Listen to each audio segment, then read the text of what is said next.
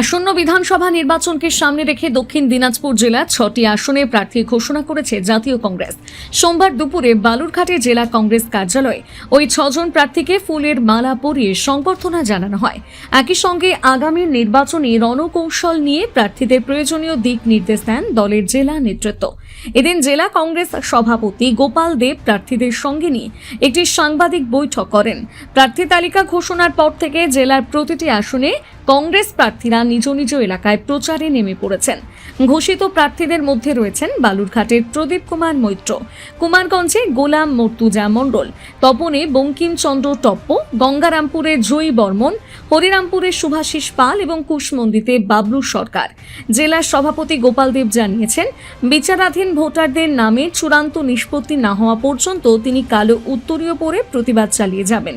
এ বিষয়ে জেলার সভাপতি গোপাল দেব বলেন, আমাদের মূল বক্তব্য যে আমরা সকলে যে এই মহা উৎসবে সামিল হয়েছি, এটা আমাদের কাছে অত্যন্ত ভারাক্রান্ত মন নিয়ে হতে হচ্ছে।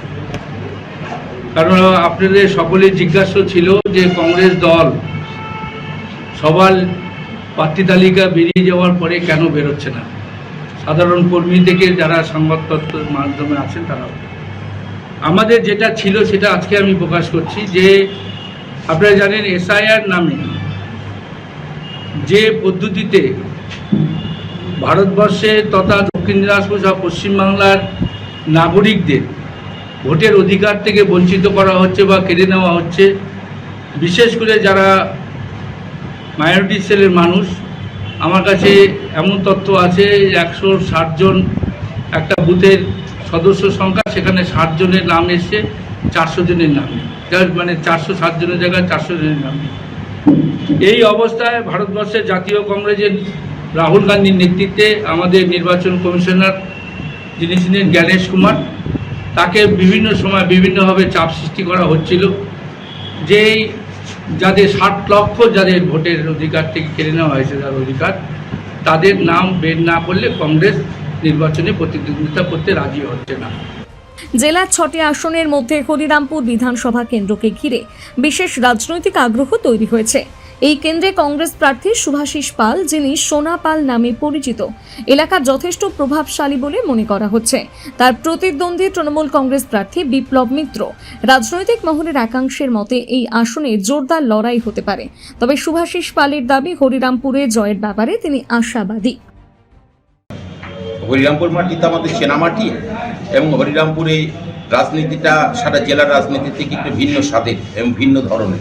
সেক্ষেত্রে বহিরাগত বিপ্লব মিত্র আমাদের ঘাড়েই ভর করে এতদিন জিতে আসছে।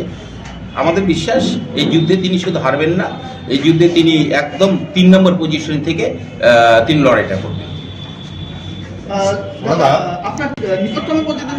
বিজেপি।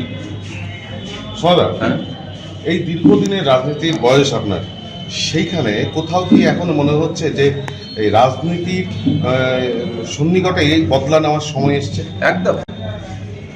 আজকে আমরা তৃণমূলকে যা দিয়েছি, আজকে তৃণমূল দলটাকে আজকে দক্ষিণ দিনাজপুরে প্রতিষ্ঠিত করার পিছনে আমাদের রক্তের অনেক মূল্য আছে। অথচ তৃণমূলের যারা নেতৃত্ব আজকে দক্ষিণ দিনাজপুর জেলা, অর্পিতা ঘোষ থেকে বিপ্লব মিত্র, সবাই আমাদেরকে ব্যবহার করছে এবং ব্যবহার করার পর ছুঁড়ে ফেলে দিয়েছে তাদের নিজেদের স্বার্থে। আজকে সুবর্ণ দিন আসছে, সুবর্ণ সুযোগ আসছে যে তৃণমূল কংগ্রেসের নেতৃত্বকে বুঝিয়ে দেওয়ার যে আমরা কি জিনিস, আমরা কি করতে পারি, এবং দক্ষিণ দিনাজপুরে আমাদের মাটি কতখানি শক্ত। আগামী 3 তারিখে মুখ্যমন্ত্রী হরিরামপুরে আসার কথা আছে, তো এখানে কি মনে হয় না যে আপনার ভোটের একটা প্রভাব পড়তে হবে? মুখ্যমন্ত্রী কেন? মুখ্যমন্ত্রী তো বারে বারে আসছে, 1000 বার আসছে, তার কিছু যে লাভ নাই। বিপ্লব মিত্র ওখানে 3 নম্বরে রান করবে, মুখ্যমন্ত্রী আসুক আর অভিষেক ব্যানার্জি ওখানে ঘাটি কিনে বসে থাকবে, আর সমস্ত প্রশাসনকে কাজে লাগার কিচ্ছু করতে পারবে। বালুরঘাট থেকে রিপন ভৌমিকের প্রতিবেদন, নিউজ টুডে।